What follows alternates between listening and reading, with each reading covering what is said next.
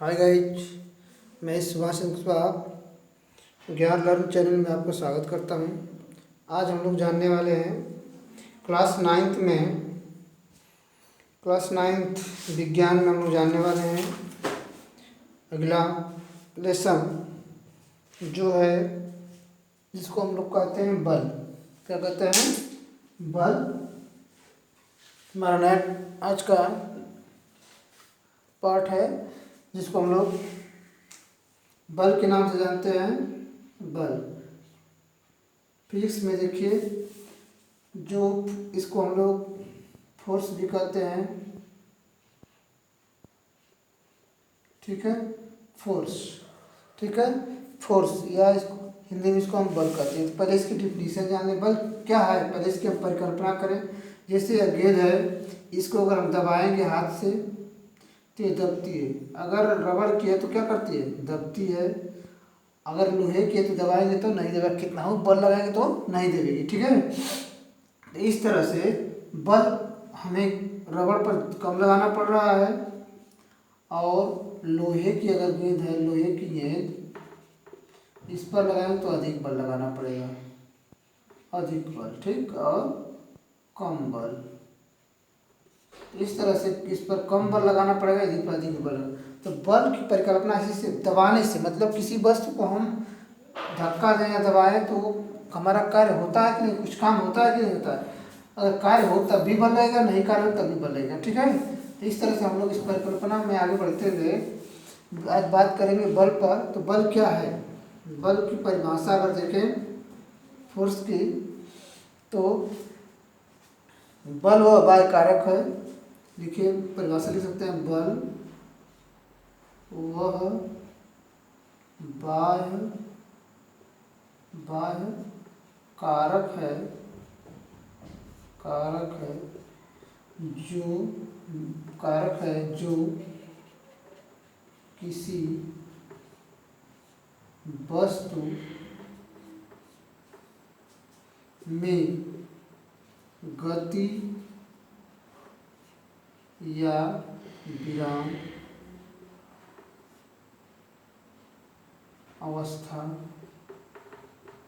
में गति या विराम अवस्था में परिवर्तन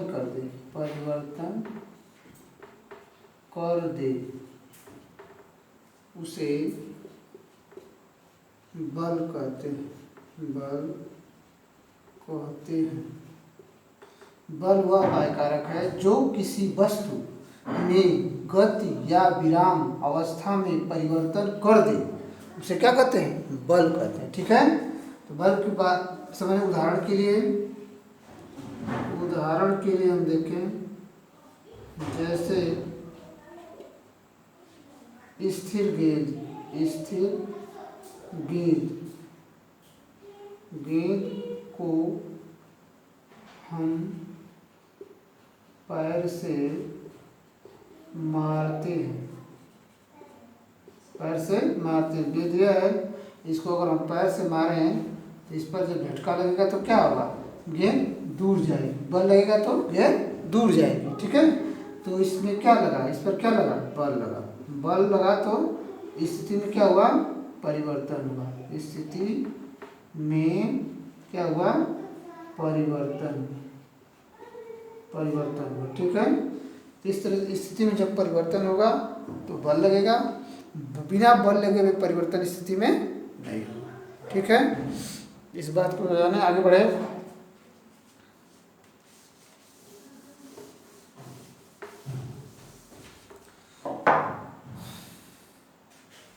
अब बल के प्रभाव, अगला हमारा हेडिंग है बल का प्रभाव,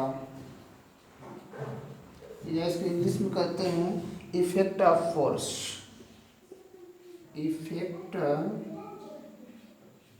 इफेक्ट्स ऑफ फोर्स। ठीक, फोर्स। तो जैसे देखिए क्या होता है कि जब हम किसी गेंद को या गुब्बारे को अगर दबाते हैं तो पचकता है, फिर छोड़ देते हैं तो क्या अपनी अवस्था में आ जाता है। ठीक है, तो इस पहला प्रभाव हम देखेंगे। पहला प्रभाव हमारा देखिए इसमें पहला प्रभाव होगा कि इस किसी स्थिर वस्तु पर, अगर लिखे बात इसको, किसी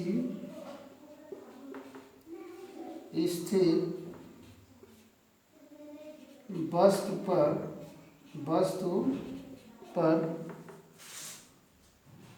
बल लगाने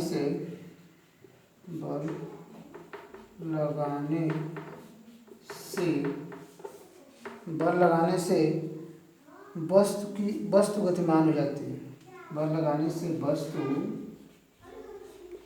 गतिमान हो जाती है। वस्तु क्या होती है? गतिमान हो जाती है।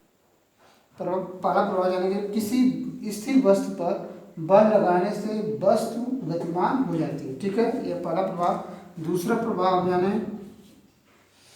कि गतिमान वस्तु पर उसकी गति की दिशा में, सुन लीजिए, गतिमान ऐसे लिखिए, किसी गतिमान वस्तु पर बल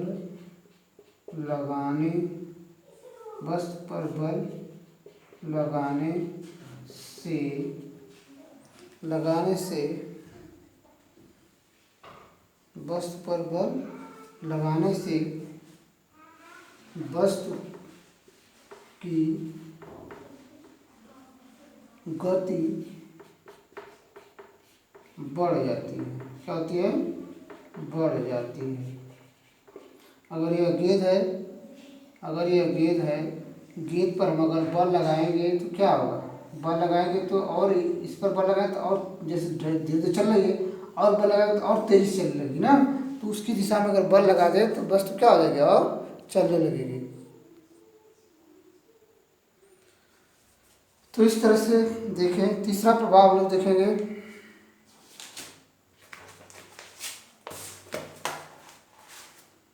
तीसरा प्रभाव देखिए,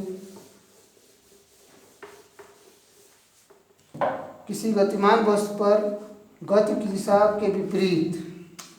तीसरा हमारा प्रभाव है, किसी गतिमान वस्तु पर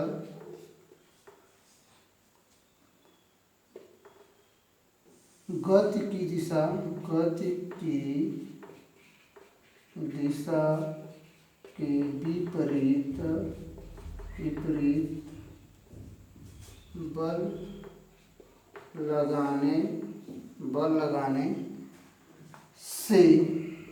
बल लगाने से वस्तु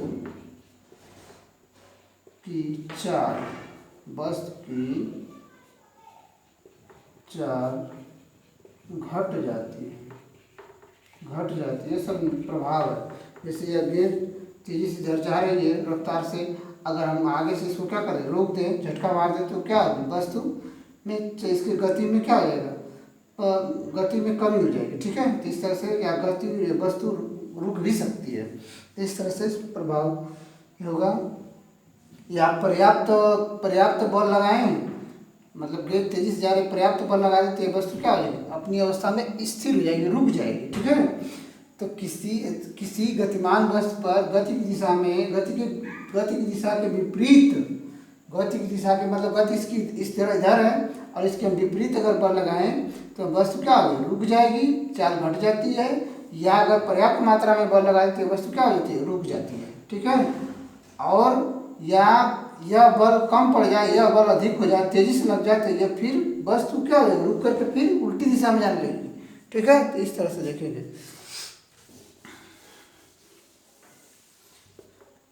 यह बल के प्रभाव हो गए।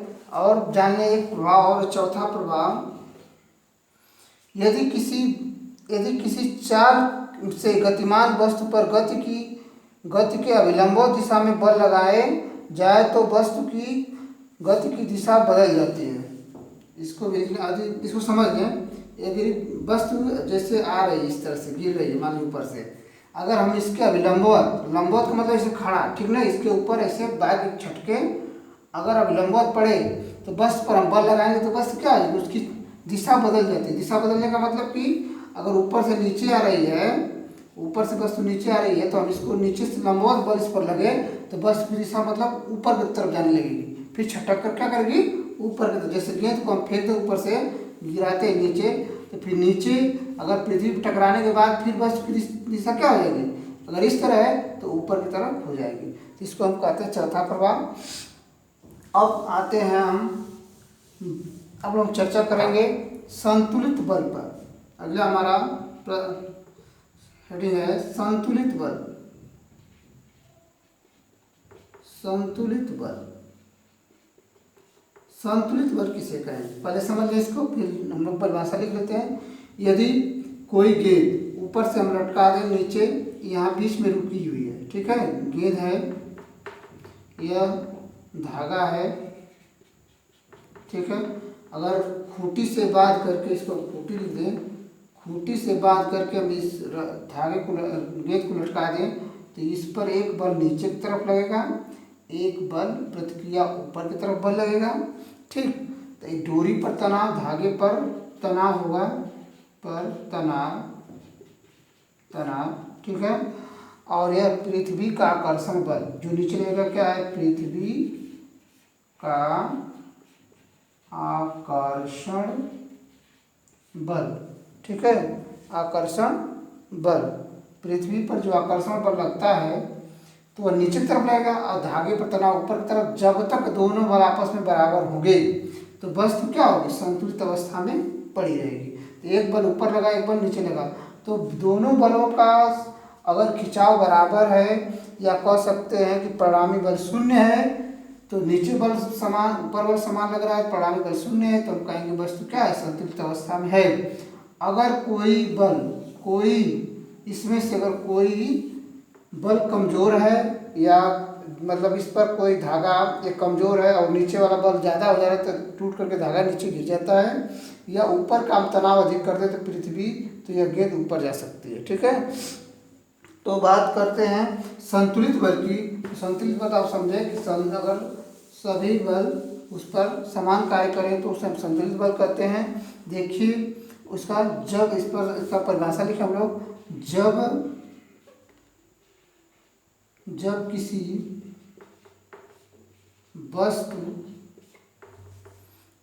वस्तु पर लगने वाले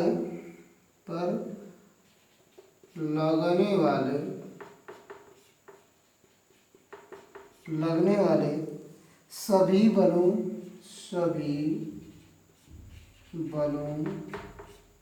का परिणामी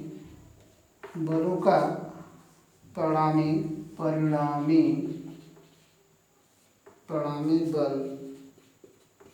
शून्य, परिणामी बल क्या शून्य हो तो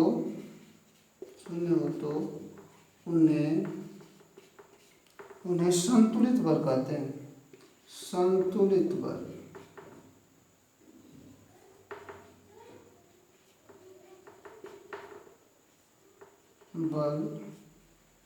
कहते हैं, ठीक है, संतुलित बल कहते हैं। अब यहीं पर हम लोग जान लें असंतुलित बल, ठीक है। तो ये संतुलित की परिभाषा होगी, जब किसी वस्तु पर बल लगने वाले सभी बलों का परिणामी शून्य हो। जैसे एक गेंद पर इधर भी बल लग रहा है, इधर भी बल लग रहा है, इधर भी बल लग रहा है, तो सभी बल शून्य हो तो उसे हम कहेंगे, क्या कहेंगे कि वस्तु स्थिर अवस्था में, संतुलन की अवस्था में, ठीक है। अब जानेंगे असंतुलित बल। असंतुलित बल जिसका परिणामी शून्य न हो, तो लिख लीजिए इसकी परिभाषा। यदि वस्तु पर लगे बलों का परिणामी बल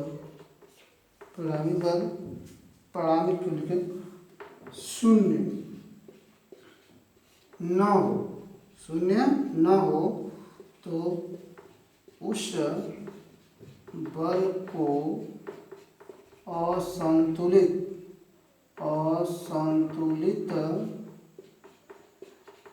असंतुलित बल कहते हैं। ठीक, जैसे इधर दो लड़के हैं, एक लड़का बड़ा है और एक छोटा है। ठीक है, तो बड़ा वाला लड़का अपना खींच लेगा और छोटा लड़का इसकी तरफ खींचा हुआ चला जाएगा। ठीक है, तो इस तरह से हम कहेंगे कि संतुलित बल। अगर दोनों लड़के समान हैं तो इस रस्सी को खींच रहे हैं तो बल लगेगा, तो न इधर जाएगा न इधर जाएगा। अगर एक बड़ा है एक छोटा है तो बालक क्या करेंगे, उस रस्सी से एक तरफ बड़ा वाला खींच लेगा, छोटा वाला उसकी तरफ खींचा हुआ चला जाएगा। सो हम असंतुलित बल कहेंगे। हाँ, बाकी देखते हैं। आज की वीडियो में इतना ही, फिर अगली वीडियो में हम मिलेंगे। मेरे चैनल पर अगर आप लोग नए हैं तो सब्सक्राइब करें जरूर, और लाइक भी करें, अधिक अधिक दोस्तों में शेयर करें, कमेंट करें। देखते हैं आप लोग लेकिन लाइक नहीं करते हैं और शेयर तो एकदम नहीं करते हैं। सोच एकदम कसम खा ली है कि हम चैनल को केवल अपने ही देखेंगे, दूसरे को नहीं देंगे। ऐसा मत कीजिए, दूसरे को भी इसका लाभ दें और उनको भी कुछ जानने की मदद करें। तो मेरा यही, मैं फ्री ऑफ कास्ट एकदम दे रहा हूँ, केवल मेरा ही पैसा लग रहा है, आप लोग का कुछ नहीं लग रहा है, केवल आप लोग को ज्ञान मिल रहा है। इसलिए आप लोग चैनल को सब्सक्राइब जरूर करें और लाइक करें, अन्य दोस्तों में भी इसका सहयोग प्रदान करें। धन्यवाद।